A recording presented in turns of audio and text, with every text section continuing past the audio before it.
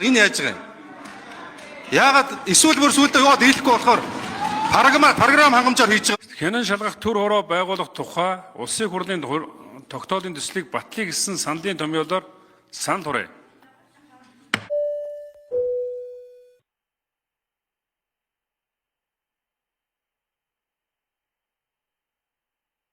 Ирээ 2 гишүүнээс хэд болчихоо?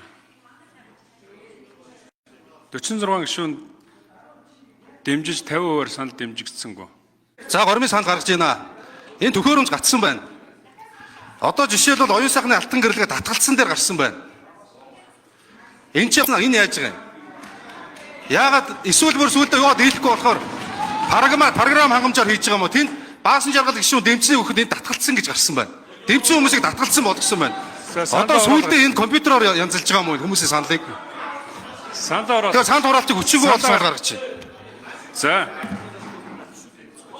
Алтан гэр гишүүнээ та өөрөө дэмжсэн байна саяхан дээр юун дээр.